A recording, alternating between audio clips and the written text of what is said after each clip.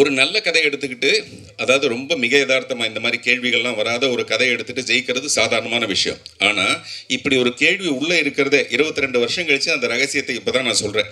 முதல் மரியாதையில் எனக்கு ஒரு உண்மை தெரிஞ்சாகணும் மாதிரி இது வரைக்கும் உங்களுக்கு யாருக்குமே இந்த விஷயம் தெரியல. நான் சொல்கிறது வந்து அப்படி ஒரு உள்ளுக்குள்ளே அப்படி ஒரு விஷயம் இருக்குது. எப்படி இருந்தாலும் ஒரு பொண்ணை கூப்பிட்டு போய் சந்தோஷமாக ஒரு குடிசை எடுத்து கொடுத்து ஒரு தையல் மிஷின் கொடுத்து அவளை வாழ வச்சிருக்கலாமே கௌரவமாக. எதுக்காக அவளை சீரழிக்கணும், எதுக்காக இப்படி கஷ்டப்படுத்தணும்? இது என்னுடைய கேள்வி, வெறும் ஒரு கதாசிரியராக. அதுதான் நானும் சொல்கிறேன். உங்களுக்கு தெரியாமல் 22 வருஷமாக அதை மனசுக்குள்ளே பூட்டி வைக்கிற அளவுக்கு அந்த கதையை வெற்றி அடைய வச்சது அவருடைய திறமைன்னு சொல்கிறேன் நான். பார்த்திபன் சார், நீங்கள் எப்படி பேசுவீங்கன்னு எல்லாருக்கும் தெரியும். இங்கே நீங்கள் எப்படி பேசுவீங்கன்னு எல்லாருக்கும் தெரியும். சின்ன வயசுலேயே நீங்கள் இப்படி தான் பேசியிருப்பீங்க. உண்மையிலே உங்களுக்கு எத்தனை காதல், அதே மாதிரி அந்த காதலியை பின்னால் நீங்கள் சந்திச்சிருக்கீங்களா? அப்போ உங்கள் மனநிலை எப்படி இருந்தது? நீங்கள் காதலியே எல்லாம் பாஸ்ட் டென்ஸில் சொல்கிறீங்க. தேவை எனக்கு புரிஞ்சு அவங்க சிரிச்சாங்க பாருங்க. அதை காதலி ஏதோ முந்தி நடந்த ஒரு கதை மாதிரி இப்போ சொல்லிட்டு இருக்கீங்க. அப்புறம் நீங்கள் எப்படி பேசுவீங்கன்னு எனக்கு தெரியும் அப்படின்னோடனே நேற்று எங்கள் ஆஃபீஸில் நடந்த ஒரு விஷயம் நான் சொன்னேன். இன்றைக்கி சாயங்காலம் 6 மணிக்கு ராமசாமின்னு ஒருத்தர் வருவார் அப்படின்னு சொன்னேன். அதை ஒரு பையன் நோட் பண்ணிட்டான். 6 மணிக்கு ராமசாமி, வர ஒரு பேர் ராமசாமி. அப்படி எழுதி முடிச்சோன்னா அப்புறம் சார் அப்படின்னா வராத ஒரு பேர் கிருஷ்ணசாமி அப்படின்னா, வராத ஒரு பேர் கிருஷ்ணசாமி அப்படின்னு. சார் வராத ஒரு பேர் அப்படின்னா கிருஷ்ணசாமி அப்படின்னு எழுதிட்டாப்ல. சொல்கிறது புரியுதா? வர ஒரு பேர் ராமசாமி, வராத ஒரு பேர் கிருஷ்ணசாமிட்டு போயிட்டான் அவன் பாட்டில். எனக்கு ரொம்ப ஷாக் ஆகிடுச்சு. அப்படின்னா என்ன அர்த்தம்னா நான் பேசுகிறதெல்லாம் ரொம்ப உண்மையை நான் நம்பிட்டு போயிட்டான். அந்த மாதிரி இந்த பேச்சு திறமை மட்டும் இருந்ததுன்னு வச்சிங்களேன், நிறைய காதல் வரும். பேச்சு திறமையும் ஒரு காரணம். அப்புறம் பழைய காதலியை பார்த்தா எப்படி இருக்கும்னா, இப்போ நம்ம நந்திதா தாஸ், அதுதான் சொல்கிறேன், நந்திதா தாஸ் அங்கே ரோட்டோரத்தில் பார்க்கும்போது என்னவா இருந்ததோ அந்த மாதிரி பல சந்தர்ப்பங்கள் எனக்கு ஏற்பட்டிருக்கு. இன்னும் நிறைய மாதிரி ஏற்படணும்னு ஆசைப்பட்றேன். உண்மையிலே என்னுடைய அடுத்த புத்தகத்தோட பேர் வந்து வழிநடுக காதல் பூக்கும். வழிநடுக காதல் பூக்கும். காதலுங்கிறது ஒரே ஒரு தடவை வந்துட்டுலாம் போயிடாது. காதல் வந்துக்கிட்டே இருக்கும். பட் அதை ரிசீவ் பண்ணுற அளவுக்கு நம்ம இருக்கணும், ரெடியாக இருக்கணும். உண்மையிலே உங்களுக்கு எத்தனை காதல் தான் சார் உங்களுக்கு சின்ன வயசுலேருந்து இப்போ வரைக்கும் வச்சுக்கோங்க? அது நான் வந்து என்னுடைய என் நினைவு தவறும் வரை உன் நினைவும் தவறாதுன்னு ஒரு கவிதை எழுதியிருப்பேன். என் நினைவு தவறும் வரை உன் நினைவும் தவறாது. அப்படி எனக்கு ஒரு நினைவு தவற ஒரு நேரம் வரும்போது மொத்தமாக கூட்டி பார்த்து நான் சொல்கிறேன் எத்தனை காதல்ன்ட்டு. ஏன்னா நம்ம இப்போயே முடிவெடுத்துட்டோன்னு வச்சிங்களேன், இதுக்கப்புறம் வர காதல் அதிகமாக இருந்ததுன்னா டே அறிவு கட்டோன்னே நீ ஏன்டா இப்போயே முடிவெடுத்துட்டேன்னு நாளைக்கு வரப்போகிற காதலி நம்மளை கோச்சக்கூடாது இல்லையா? ஆக்சுவலாக காதலுங்கிறது சார், என்ன நாங்கள் எவ்வளோ காதலிக்கிறேனோ அதுதான் காதல். அதுதான் நான் சொல்கிறேன். மனசுக்குள்ளே எவ்வளோ இருக்கோ அதுதான் காதல். காதலிக்கிறது உருவம். 16 வயசில் அவள் அழகாக இருப்பாள். 22 வருஷம் கழிச்சு அவள் எப்படி அழகி மாதிரியே இருப்பாள். ஆனால் அழகி இருக்கா பார்த்தீங்களா? இது வந்து மனுஷனோட காதல். பார்த்துக்கணும் சார். இப்போல்லாம் படம் வெற்றி பெற்றுச்சுன்னா அந்த படத்தில் நடித்தவங்க, இயக்குனர், இவங்களுக்கெல்லாம் அந்த கார் பங்களாலாம் பரிசு கொடுக்கறது வழக்கமாக இருக்குது. இப்போ அழகி ரீரிலீஸ் எதிர்பார்த்ததை காட்டிலும் பெரிய வெற்றி அடைஞ்சதுன்னா இந்த தயாரிப்பாளர்கிட்ட அதெல்லாம் எதிர்பார்ப்பீங்களா, கொடுப்பாரா அப்படிங்கிறது தான். இல்லை, அவர் வந்து முன்னாடியே சொன்னார். இங்கே பேசும்போது பன்ருட்டியில் நடக்கும்போது போய் பார்த்தேன், இவங்க எல்லாம் சின்ன வீட்டில் சந்தோஷமாக இருந்தாங்கன்னு. எல்லோரும் சின்ன வீட்டில் சந்தோஷமாக தான் இருப்பாங்க. அதனால் நீங்கள் பெரிய வீடு இல்லைன்னா கூட ஒரு சின்ன வீடு வாங்கி கொடுத்தீங்கன்னா கூட சந்தோஷமாக இருக்கும் சார். சார் பார்த்துக்கணும் சார். சொல்லுங்கள் சார். நீங்கள் வந்து பேச்சில் வந்து எல்லாரையும் அடிப்பீங்கன்னு தெரியும். பட் ஆனால் மேடையிலையும் அதேமாரி தான் ஒரு ஸ்பீச் கொடுத்துருந்தீங்க. ஒரே மேடையில் இப்போ இருக்க சுச்சுவேஷனுக்கு கருணாநிதியும் தளபதியும் சேர்த்து வச்சு சொல்லியிருக்கீங்க. ஸோ இது இந்த மேடையில் அவர் தங்கர் பச்சன் ஆப்போசிட்டாக நிற்கிறாரு. இப்போ இதை சொல்லியிருக்கிறீங்க, இது அவருக்கு போயிருக்கோம்ல? இல்லை, அதில் உதயநிதியும் பாதி கூட சொல்லியிருக்கேன் பார்த்தீங்களா? உதயகுமார்னு உதயநிதியோட பாதியும் சொல்லியிருக்கேன். அதனால் கருணாநிதி, தளபதி, உதயநிதியில் பாதியும் சொல்லியிருக்கேன் நான். அப்படி பேசுனது எனக்கு ரொம்ப இன்ப நிதியாக இருந்தது சார். ஓப்பனிங்காக நீங்கள் தங்கர் பச்சானுக்கு வெற்றிக்கு வாழ்த்துக்களும் சொல்லிட்டீங்க, அவர் தான் எம்பின்னு சொல்லியிருக்கீங்க.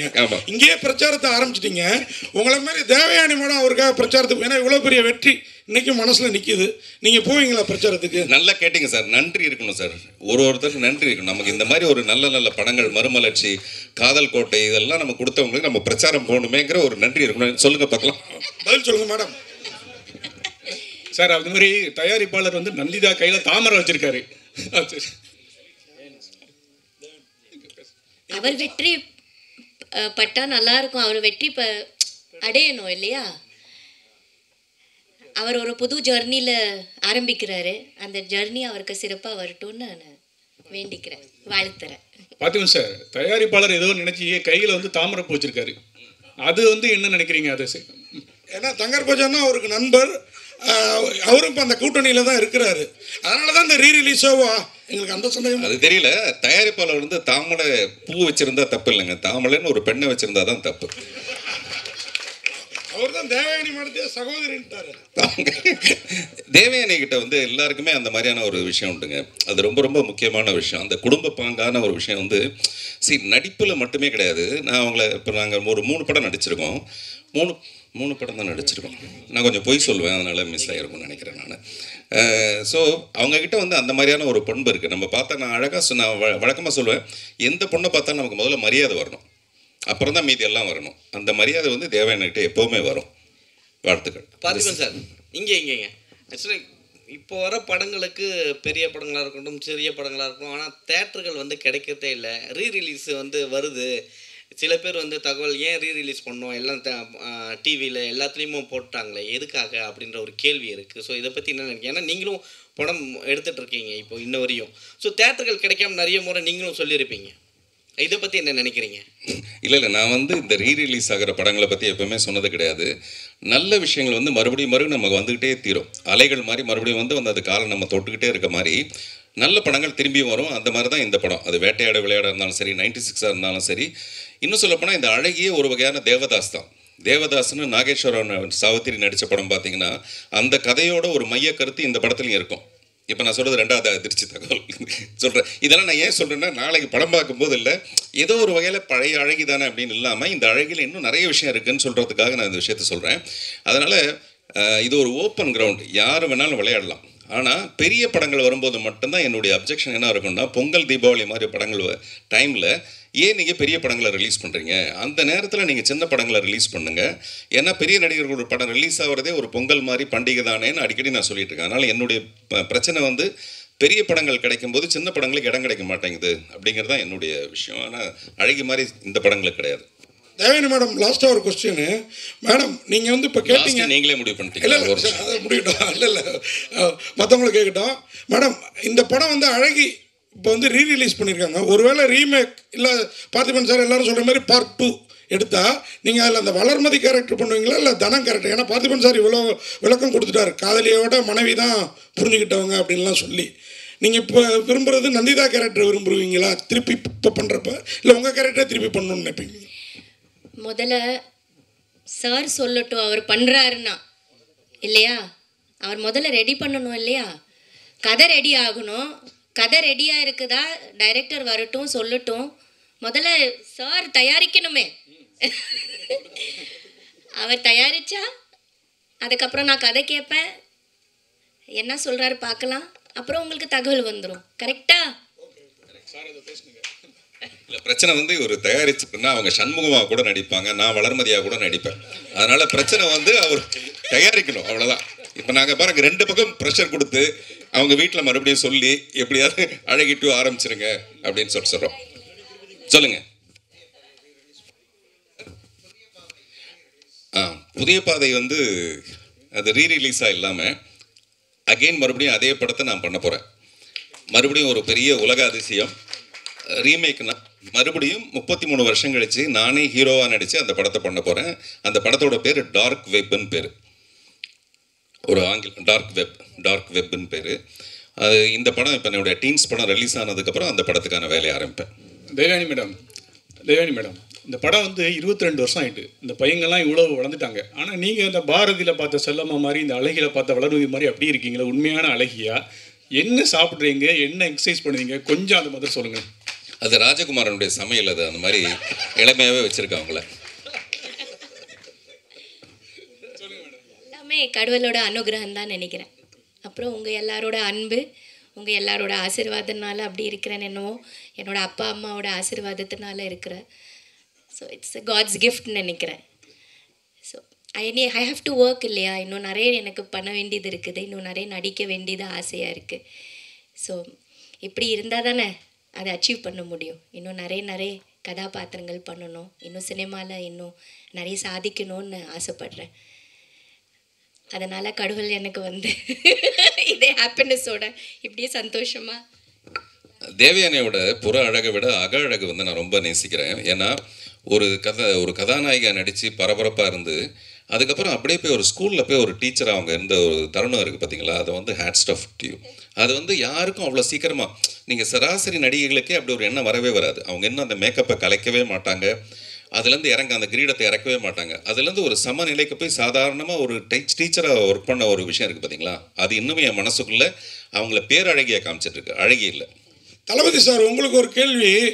நீங்கள் வந்து உண்மையாக பேசுனீங்க, ரொம்ப நல்லா இருந்தது, ரொம்ப நேரம் பேசுனீங்க. ஆனால் இப்போ ஷார்ட்டாக பதில் சொல்லிட்டுங்க, நீங்கள் தான் அந்த தவறை செய்ததா? ஏன்னா எனக்கெல்லாம் 22 வருஷத்துக்கு முன்னாடி ப்ரெஸ் அப்பயும் மீடியாவில் தான் இருந்தேன். இந்த மோனிகாவையும் நந்திதாவையும் மேட்ச் பண்ணி பார்க்கவே முடியல. தேவயானி கூட என்னால் மேட்ச் பண்ணி பார்க்க முடிஞ்சுது. இதை தங்கர் பச்சன் செஞ்சிருப்பார் நான் நினச்சேன். நீங்களே வாலண்டரியாக ஒத்துக்கிட்டீங்க அவர் ஒளிவராஜ பண்ணியிருக்கக்கூடாதுன்னு. எப்படி மோனிகாவையும் மூக்கு மட்டும்தான் பார்த்தீங்கன்னா, எனக்கு தேவயானிக்கு கூட மோனிகா செட் ஆவாங்க. எப்படி நீங்கள் நந்திதாவோட பிளான் பண்ணீங்க? இல்லை, ஆக்சுவலாக பார்த்தீங்கன்னா அந்த சின்ன குட்டி பொண்ணு வந்தது இல்லையா, அந்த குட்டி பொண்ணு வந்து கலராக இருக்குன்னு சொல்லிட்டு ஒரு தங்கர் பச்சான் வந்து வேண்டான்னு சொல்கிறாரு என்கிட்ட. நான் இல்லைங்க, என்னங்க அவர் சொன்ன வார்த்தை வேறு மாதிரி. இப்படி இந்த கலராக இருக்கா, நந்திதாஸ் கருப்பாக இருக்காங்க, எப்படி இதை மேட்ச் பண்ண முடியும் அப்படின்னு சொன்னார். இல்லைங்க, நந்திதாஸுக்கு ஒரு குழந்தை பிறந்து அது கூட அதே மாதிரி இருக்குமான்னு சொல்ல முடியாது. அதே மாதிரி நந்திதாஸுக்கு ஒரு தங்கச்சி இருந்தால் அது கூட அதே மாதிரி இருக்குமான்னு சொல்ல முடியாது. நான் கிட்டத்தட்ட 100 குழந்தைங்களை பார்த்துட்டேன். எனக்கு இருக்கிறதுல நந்திதாஸுடைய அந்த ஸ்பெஷாலிட்டி மூக்கு வந்து இந்த பொண்ணுக்கு இருக்குது. இப்போ நான் அதுக்கு சொன்னேன், அதே மாதிரி தான் இதுக்கும் அதுதான் நான் நினச்சேன். இந்த மாதிரி இருக்குதுன்னு நான் நினைக்கிறேன். அதனால் என்னால் முடிஞ்ச அளவுக்கு நான் பார்த்துட்டேன். இதுக்கு மேலே என்னால் பார்க்க முடியாதுன்னு நான் சொல்லி அவர் வேறு வழி இல்லாமல் கொண்டு போய் சக்ஸஸ் ஆனதும் அந்த குழந்தை. ஆமாம் ஆமாம் ஆமாம். பார்த்திபன் சார். Hello sir. இங்கே வணக்கம் சார். சார், இந்த படத்தில் வந்து பார்த்தீங்கன்னா அந்த எமோஷ்னலை வந்து நீங்கள் அவ்வளோ அழகாக கடத்திருப்பீங்க சார். அதுக்காக இந்த கேள்வி. தங்கர் பச்சன் சார் முழு நேர அரசியல்வாதியாக ஆயிட்டா, இது அழகி பார்ட் 2 உருவாகுமா அப்படிங்கிறது ஒரு கேள்விக்குறி. அவரோட பெர்மிஷனில் நீங்கள் இதை டைரக்ட் பண்ணுவீங்களா சார்? இது அழகி ஒரு மிகப்பெரிய வெற்றி அடைஞ்சதுக்கு அப்புறமேல நானும் நந்திதாதாஸும் அடிக்கடி பேச ஆரம்பித்ததில் நான் ஒரு கதையை ரெடி பண்ணேன். அந்த கதைக்கும் இந்த அழகிக்கும் சம்மந்தம் கிடையாது. ஆனால் இந்த சண்முகமும் தனலட்சுமி மட்டும் அதில் இருப்பாங்க. இந்த காதலர்களுடைய பேஸ் மட்டும் வச்சுக்கிட்டு நான் ஒரு கதை பண்ணி இதை நான் நந்திதா கிட்ட சொல்லி அவங்களும் ஓகேன்ட்டாங்க. பட் தங்கர் பச்சன் வந்து அப்போ அனுமதி கொடுக்க மாட்டேன்ட்டார். அழகி 2ங்கிற பேரில் அதை நீங்கள் எடுக்கக்கூடாது அப்படின்னு சொல்லிட்டார். இதெல்லாம் பழைய ரகசியங்கள், இப்போ இவ்வளோ வருஷம் கழிச்சு நம்ம சொல்லலாம், ஒன்றும் தப்பு இல்லை. அதனால் இப்போ நந்திதா கேட்டுட்டு இருக்க 2 விஷயம். ஒன்று வந்து தங்கர் பச்சன் இந்த அழகி 2 பண்ண போகிறாரா இல்லையா, நம்ம 2 பேரும் அந்த அழகி 2 பண்ணலாமா வேண்டாமா. அதனால் தங்கர் பச்சன் எம்பி ஆகணும், அவர் வந்து பாராளுமன்றத்துக்கு போகணும், டெல்லிக்கு போகணும் அப்படின்னு நான் முதல்ல நான் வாழ்த்துனது காரணமே அழகி 2 நான் பண்ணணுங்கிறதுக்காக. நான் ஒரு பயங்கர சுயநலவாதி.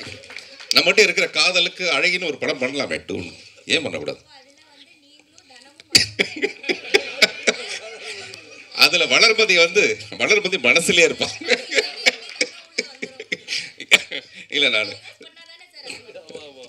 நிறைய பேர் டைவர்ஸ் பண்ணாம தான் இந்த மாதிரி வச்சுட்டு இருக்காங்க. சரி, போன பார்த்திபன் சார் சொல்லுங்க. ஆக்சுவலாக இந்த மேடையில் நம்ம பேசுறதை விட இந்த கலந்துரையாடல் ரொம்ப நல்லா இருக்கு. சொல்லுங்க.